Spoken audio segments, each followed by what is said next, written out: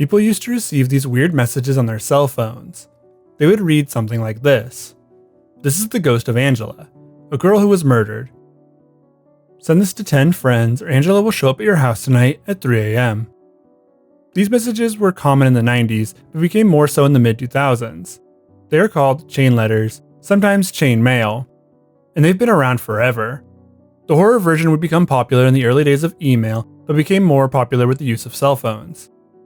I remember a Pennywise chain letter that I got sent around Halloween one year. It had a soundbite saying, "I see you," while the clown was visible on the screen for a moment. There's also this one of a creepy demonic girl that has been popping around for years. One of the most popular ones that I could find is called Teddy. It reads, "Once you read this chain letter, you cannot get out. Finish reading this until it is done. Hi, I am Teddy. I am 7 years old. I have no eyes and blood all over my face. I am dead. If you don't send this to at least 12 people, I will come to your house at midnight and I'll hide under your bed. When you're asleep, I'll kill you. Don't believe me? Case 1. Patty Buckles got this chain email. She didn't believe in chain letters. Well, foolish Patty. She was sleeping when her TV started flickering on and off. Now she's not with us anymore. You don't want to be like Patty, do you? Case 2. George M. Simon hated chain emails, but he didn't want to die that night. He sent it to 4 people. Not good enough, George. Now George is in a coma. We don't know if he'll ever wake up. Now, you don't want to be like George, do you? Case 3. Valerie Tyler got this chain email. Just another chain letter, so she thought. Only had 7 people to send to. Well, that night when she was having a shower, she saw a bloody figure in the mirror. She got the biggest fright of her life. Valerie is scarred for life. Case 4. Derek Mintz was a smart person. He sent it to 12 people. Later that day, he found a $100 bill on the ground. He was promoted to head manager at his job, and his girlfriend agreed to marry him. Now, he and his wife are living happily ever after. They have 2 beautiful children. Send this to at least 12 people, or you'll face the consequences. 0 people, you will die tonight. 1 to 6 people, you will be injured. 7 to 11 people, you will get the biggest fright of your life. 12 and over, you are safe, and you will have a good fortune. Do what Teddy says. Hurry, you must send this to 12 people before midnight. This is one of the more common premises for a scary chain letter. You are told a story, told you can't stop reading or else you'll get bad luck, and told the consequences of not spreading the story. This one even tells you how many people you need to send it to, which is essentially how you spread the story more and more. These were fairly common and some would even become creepypastas later on, which brings me to the main topic of this video. One of the classic internet creepypastas used this as a basis of its story. A chain letter that does exactly what it says it's going to. Well, sort of. This is the story of Smile Dog. Smile Dog's origins are one that we've seen before on this channel. It came from the birthplace of many original creepypastas, 4chan. It was originally posted to 4chan sometime in 2008 by Michael Lutz. The story would spread from there to just about every corner of the internet, but we'll get to that later. Let's take a look at the story. I first met in person with Mary E. in the summer of 2007. I had arranged with her husband of 15 years, Terrence, to see her for an interview.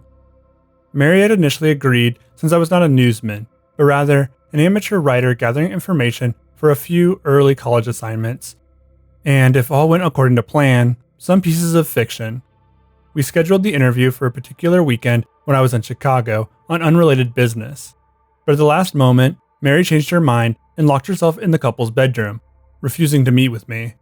For half an hour, I sat with Terrence as we camped outside the bedroom door, listening and taking notes while he attempted fruitlessly to calm his wife.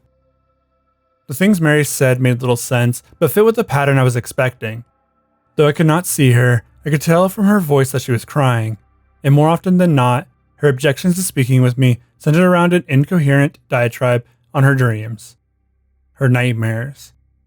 Terrence apologized profusely when we ceased the exercise, and I did my best to take it in stride. Recall that I wasn't a reporter in search of a story, but merely a curious young man in search of information. Besides, I thought at the time that I could perhaps find another similar case, if I put my mind and resources to it. Mary E. was the sysop of a small Chicago-based bulletin board system in 1992, when she first encountered Smile.jpg and her life changed forever. She and Terrence had been married for only 5 months.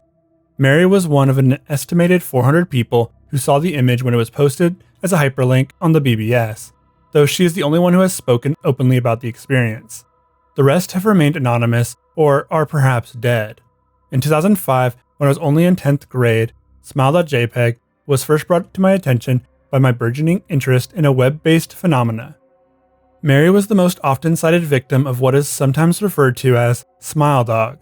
The simple Smile.jpg is reputed to display. What caught my interest, other than the obvious macabre elements of the cyber legend and my proclivity towards such things, was the sheer lack of information, usually to the point that people don't believe it even exists, other than a rumor or a hoax. It is unique because, though the entire phenomena centers on a picture file, that file is nowhere to be found on the internet. Certainly, many photo-manipulated simulacra litter the web, showing up with the most frequency on sites such as the image board 4chan, particularly the X-focused paranormal subboard. It is suspected that these are fakes because they do not have the effects the true Smile.jpg is believed to have, namely sudden onset temporal lobe epilepsy and acute anxiety. This purported reaction in the viewer is one of the reasons the phantom-like Smile.jpg is regarded with such disdain, since it is patently absurd. Still, depending on whom you ask, the reluctance to acknowledge Smile.jpg's existence might be just as much out of fear as it is out of disbelief. Neither Smile.jpg nor SmileDog is mentioned anywhere on Wikipedia, though the website features articles on such other, perhaps more scandalous shock sites. Any attempt to create a page pertaining to Smile.jpg is summarily deleted by any of the encyclopedia's many admins. Encounters with Smile.jpg are the stuff of internet legend.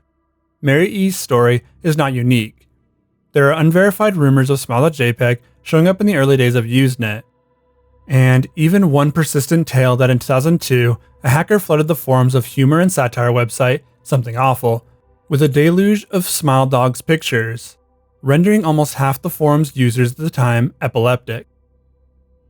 It is also said that in the mid to late 90s, Smile.jpg circulated on Usenet as an attachment of a chain email with a subject line, "Smile, God loves you." Yet despite the huge exposure these stunts would generate, there are very few people who admit to having experienced any of them, and no trace of the file or any link has ever been discovered. Those who have claimed to have seen Smile.jpg often weakly joke that they were far too busy to save a copy of the picture to their hard drive. However, all alleged victims offer the same description of the photo: a dog-like creature, usually described as appearing similar to a Siberian husky, illuminated by the flash of the camera, sitting in a dim room, the only background detail that is visible being a human hand extending from the darkness near the left side of the frame. The hand is empty, but is usually described as beckoning. Of course, most of the attention is given to the dog or dog creature, as some victims are more certain than others about what they claim to have seen. The muzzle of the beast is reputably split in a wide grin, revealing 2 rows of very white, very straight, very sharp, very human-looking teeth. This is, of course, not a description given immediately after viewing the picture, but rather a recollection of the victims who claim to have seen the picture endlessly repeated in their mind's eye during the time that they are, in reality, having epileptic fits.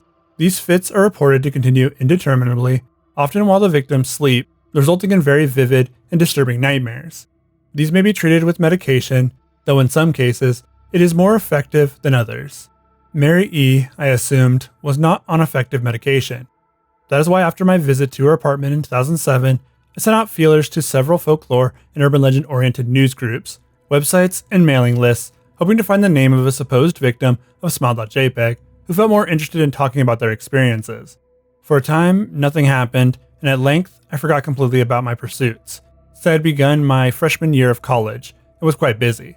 Mary contacted me via email, however, near the beginning of March 2008, to JML from Mary E.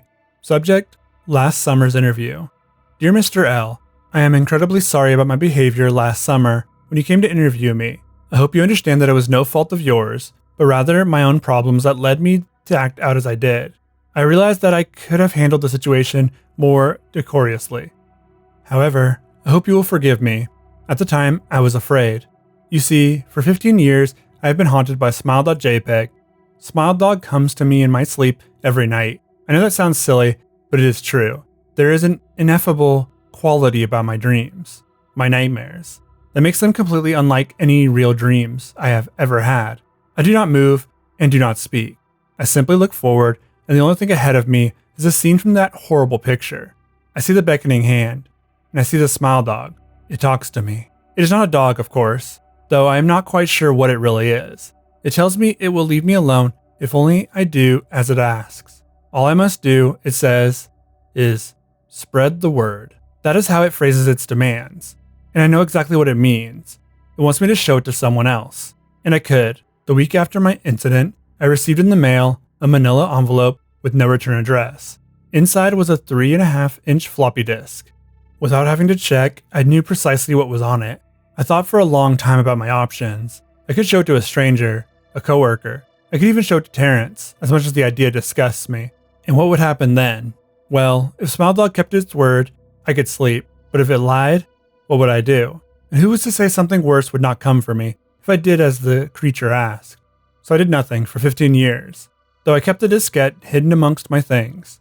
Every night for 15 years, SmileDog has come to me in my sleep and demanded that I spread the word. For 15 years, I have stood strong. Though there have been hard times, many of my fellow victims on the BBS board where I first encountered Smile.jpg stopped posting. I heard some of them committed suicide. Others remained completely silent, simply disappearing off the face of the web. They are the ones that I worry about the most. I sincerely hope you will forgive me, Mr. L. But last summer, when you contacted me and my husband about an interview, I was near my breaking point. I decided I was going to give you the floppy disk. I did not care if SmileDog was lying or not. I wanted it to end. You were a stranger, someone I had no connection with, and I thought I would not feel sorrow. When you took the diskette as part of your research and sealed your fate, before you arrived, I realized what I was doing. Plotting to ruin your life. I could not stand the thought, and in fact, I still cannot. I am ashamed, Mr. L, and I hope that this warning will dissuade you from further investigation of Smile.jpg. You may in time encounter someone who is, if not weaker than I, then wholly more depraved. Someone who will not hesitate to follow SmileDog's orders. Stop while you are still whole. Sincerely, Mary E. Terrence contacted me later that month with the news that his wife had killed herself. While cleaning up the various things she'd left behind, closing email accounts and the like, he happened upon the above message. He was a man in shambles. He wept as he told me to listen to his wife's advice. He found the floppy disk, he revealed, and burned it until it was nothing but a stinking pile of blackened plastic. The part that most disturbed him, however, was that the diskette had hissed as it melted, like some sort of animal, he said. I will admit that I was a little uncertain about how to respond to this. At first, I thought perhaps it was a joke, with the couple belatedly playing with the situation in order to get a rise out of me. A quick check of several Chicago newspapers' online obituaries, however, proved that Mary E. was indeed dead. There was, of course, no mention of suicide in the article. I decided that, for a time at least, I would not further pursue the subject of Smile.jpg, especially since I had finals coming up at the end of May. But the world has an odd way of testing us. Almost a full year after I'd returned from my disastrous interview with Mary E., I received another email. To JML from ELZ Ahir 82. Subject, Smile. Hello. I found your email address through a mailing list. Your profile said you were interested in SmileDog. I have saw it. It is not as bad as everyone says. I have sent it to you here. Just spreading the word. The final line chilled me to the bone. According to my email client, there was one file attachment called, naturally, Smile.jpg. I considered downloading it for some time. It was most likely a fake, I imagined, and even if it wasn't, I was never wholly convinced of Smile.jpg's peculiar powers. Mary E.'s account had shaken me, yes, but she was probably mentally unbalanced anyway. After all, how could a simple image do what Smile.jpg was said to accomplish? What sort of creature was it that could break one's mind with only the power of the eye? And if such things were patently absurd, then why did the legend exist at all? If I downloaded the image, if I looked at it, and if Mary turned out to be correct, if SmileDog came to me in my dreams demanding I spread the word, what would I do? Would I live my life as Mary had, fighting against the urge to give up until I die? Or would I simply spread the word, eager to be put to rest? And if I chose the latter route, how could I do it? Who would I burden in turn? If I went through with my earlier intention to write a short article about Smile.jpg, I decided I could attach it as evidence. And anyone who read the article, anyone who took interest, would be affected. And even assuming the Smile.jpg attached to the email was genuine, would I be capricious enough to save myself in that manner? Could I spread the word? Yes. Yes, I could.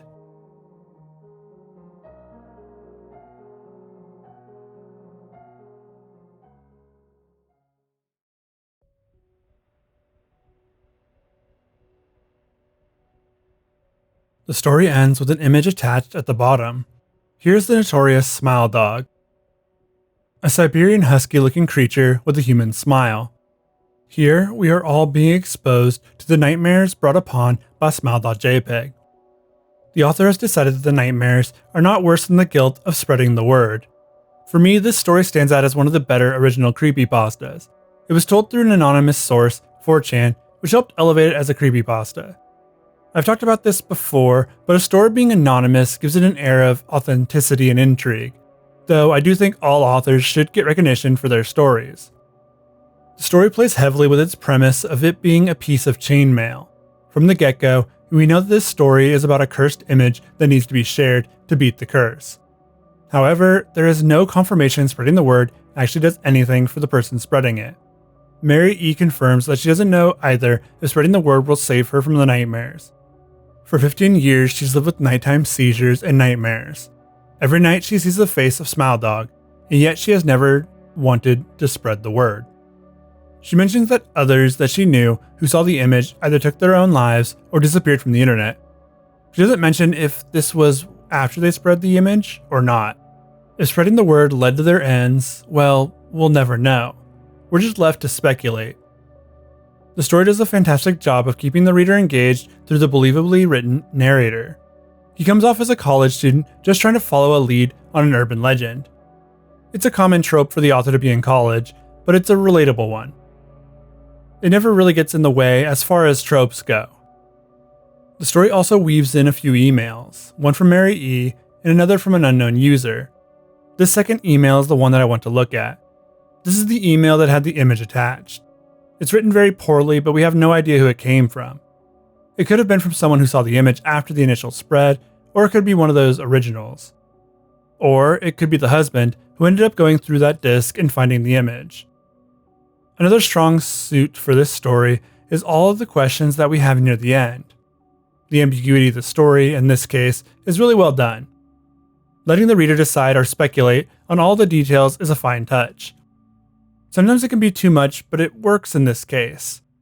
So what are some of the questions we're left with? Firstly, where did this image come from? It was originally seen on a message board in Chicago. 400 people saw this image, but where did it come from? How did it end up online? What was the goal of Smile Dog? Secondly, what is Smile Dog? He appears to be a creature that resembles a dog, but isn't one. Some familiar canine features are mixed with human ones to create the creature we see. All it takes is seeing the image, and the creature can haunt your dreams and cause seizures. Is it a demon or something else entirely? These questions, as well as who sent the author the image, create speculation that can extend the life of the story. There's intrigue here, something that a lot of creepypastas in the early days had. It feels almost more like an urban legend than a creepypasta. It's what has made its effect on the internet and the community so long lasting. All of my praise doesn't mean that the story is perfect by any means. Two specific parts pulled me from it. The first is a mention that the image ended up on the Something Awful forums, which caused a large number of users to start experiencing the effects of Smile Dog. This is a trend I'm not a fan of, mostly because it makes it a bit unrealistic. The whole story is unrealistic, as most creepypastas or horror stories are, but adding a real-world incident that would have been documented but doesn't actually exist just doesn't work for me. This premise can work on a board like 4chan because it's anonymous. We couldn't verify most of what was shown either, since it can't be tracked without archives. It could also work with small groups. Of course, the whole story relies on an image being shared on a forum in the 90s, which is my favorite part. Pulling from the obscurity of the internet in the early 90s, an era that was hiding a lot of questionable material online. Of course, the story is only part of the Smile Dog's intrigue. We also have the image. This image of the creature from the story is known as Smile Dog. He's not supposed to be a dog, according to the story's author, but that's how he is known online. The image still hasn't been located yet, even though we know who the author is. I've reached out to him to see if he has any of the original image source files, but as of now, the image is still lost. This makes this the second major creepypasta photo to be lost on the internet somewhere. This image was very popular in the early days of creepypasta. You could find people posting it in every forum, all over indie games, and even in fan art. Smile Dog, Jeff the Killer, and Slenderman are three stories with images that continue to haunt the internet. Smile Dog has kind of fallen under the radar compared to Jeff, but it's still a worthy search. Smile Dog started life on 4chan, as I mentioned before, but it quickly spread from there. The first site it was seen on was Urban Dictionary in 2009.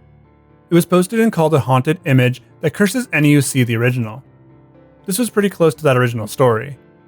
In April 2010, it ended up on Movie Kodak forums, where a member described the story before saying that the real image of Smile.jpg had never been found.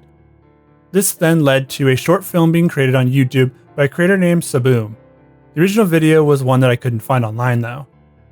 In August of the same year, the story would find its way to the Creepypasta wiki. Here's where I read it originally, and also where I pulled it from for this video. There was also a photoshopped version of the original image being spread on YouTube at the time. This could be seen on a YouTube channel called qrach123, but that video is also gone. There was a warning posted with the video saying not to look at it for too long, but didn't say what happened. Today, there are a few examples of those inspired by Smile Dog, but the biggest one is a recent video by a YouTube channel that I've talked about before.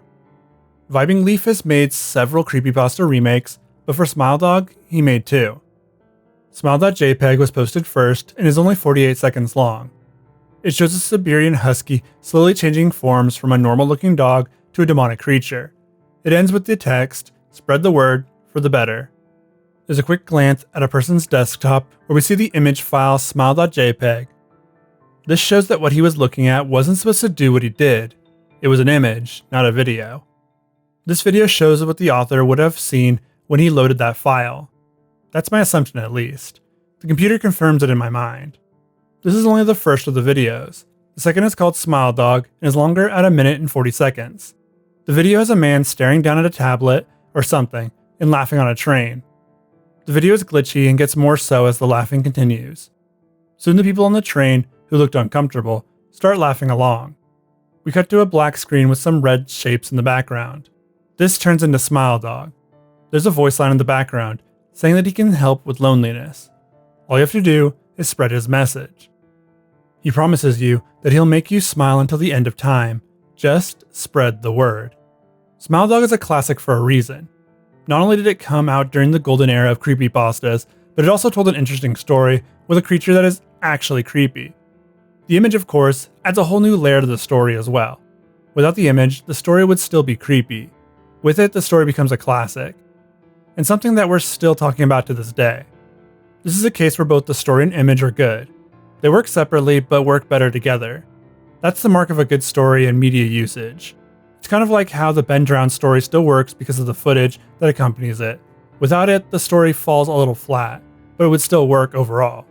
The continued search for the Smile Dog image is something that the internet hasn't felt nearly as compelled to look for compared to others in the community. That doesn't mean we shouldn't look for it. It's part of the history of the internet, which makes it important to preserve. The continued interest in Smile Dog will likely continue long into the future, when no one remembers what a creepypasta is. They'll just know it as that internet urban legend about a haunted photo. That's the legacy that so many creepypastas are leaving behind. A trail of internet urban legends, and ones that scared so many of us.